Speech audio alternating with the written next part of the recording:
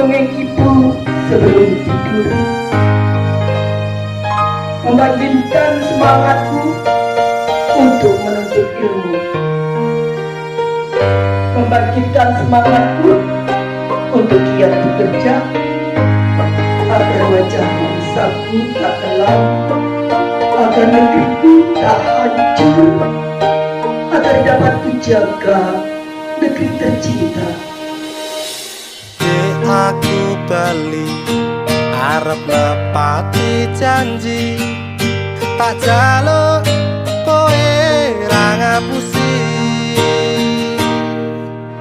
Lungaku iki amung golek rejeki, tak buktekke kowe aja meto ati. Wes seprene suwene aku lunga ninggal kowe, adoh paran ya mong tinggo kowe. Aku lila adoh omah adoh wong tuwa, demi kowe ben supaya tetep mulya. Tresnaku ra bakal ilang senajan adoh paranku, setiaku karo kowe tekan matiku.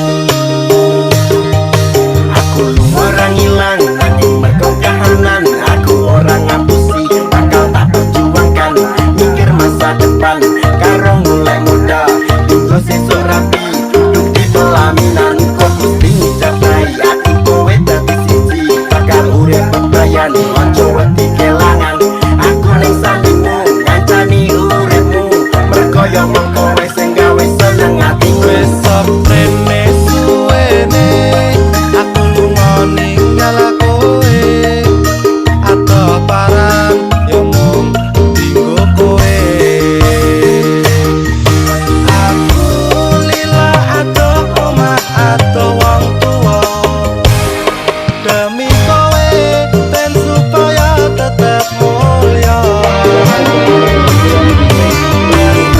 Aku ra bakal ilang senajan adoh paranku, setiaku karo kowe tekan matiku.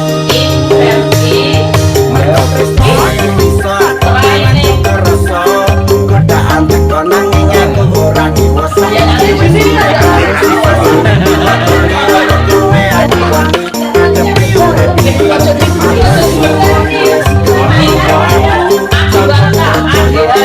Janji-janjiku bakal tak terjadi ning hatiku, kanggo bawamu kuwi ajari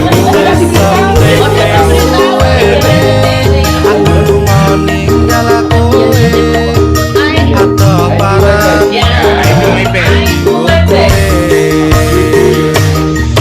Aku lila adoh omah adoh wong tuwa, demi kowe